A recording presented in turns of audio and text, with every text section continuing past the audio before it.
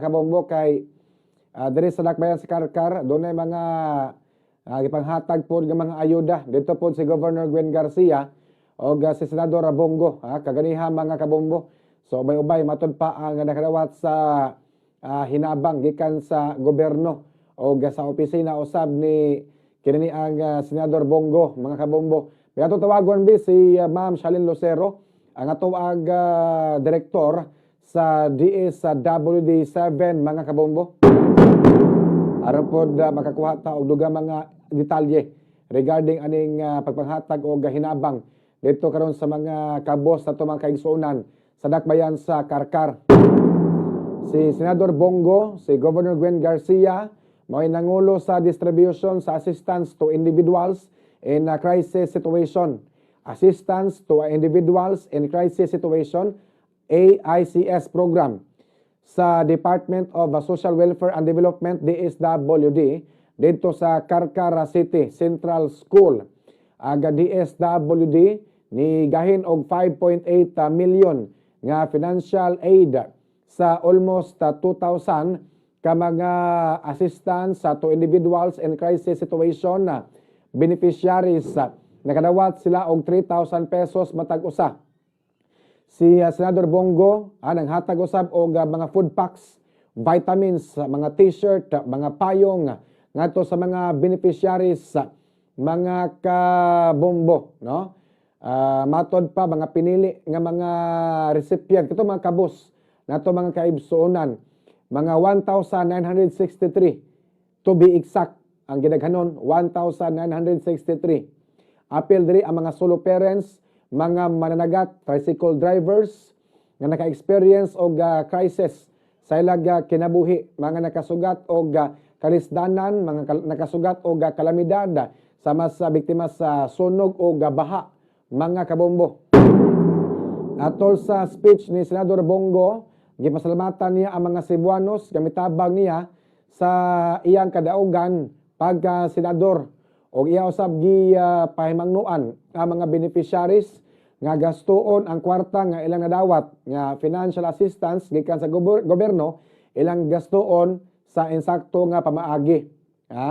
Ilang ipalit og mga importante nga mga panginahanglanon sa ilang mga panimalay, kato mga pagkaon nga gikinahanglan kay sa pamilya og dili isugal, dili ipalit og tagay. So gastuon og tarong ang ilang nadawat niya 3,000 pesos.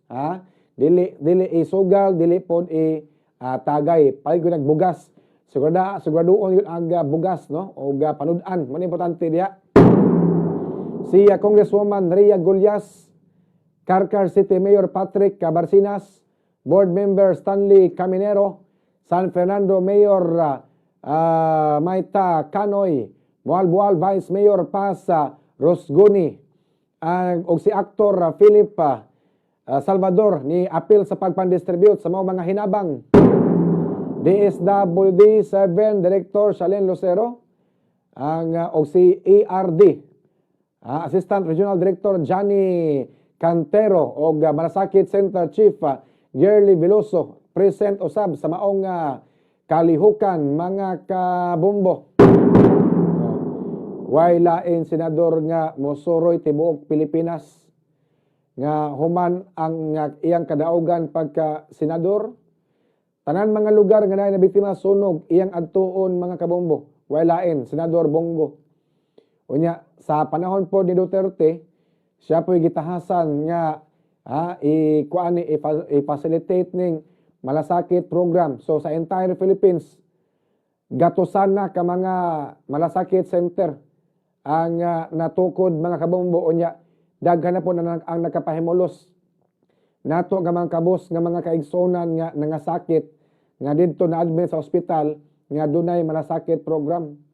Basta dunay malasakit program ang usa ka public hospital, bisag piso wa kay mabayaran mga kabombo. So mao ni ang ligasiya ni former President Rodrigo Duterte og ni Bongo mga kabombo. Ang uban mga senador mosuroy lang, ang uban mga senador panahon sa eleksyon, mga kampanya. Pero si Bongo mga kabombo, bisag layo pa kayo ang eleksyon, muadto sa mga barangay-barangay nga naa na biktima sa sunog, unya manghatag og ayuda, manghatag og hinabang. Kuyog niya pirmi kaniadto Ruben Padilla, Philip Salvador. Pero karon Philip Salvador na lang iyang kuyog pirmi kay si Ruben Padilla nahimo naman nga senador. Nag-number 1 pa yun si Ruben Padilla. Gumikan ka pagkuyog-kuyog niya ni Bongo. Grabe ang exposure mga kabombo. Oh, kantahan pag Wonderful Tonight, di pete, nag-number 1 senado mga kabombo, no? Si Ruben Padilla nahimong senador pero wa siya kasuon ni Bongo nga mosuroy-suroy sa mga diin nga dapit sa nasod sa Pilipinas para manghatag og hinabang. Nya dito sa mga lugar unay nasunugan, manghatag og relo, manghatag sapatos, manghatag cellphone, manghatag pagbisikleta.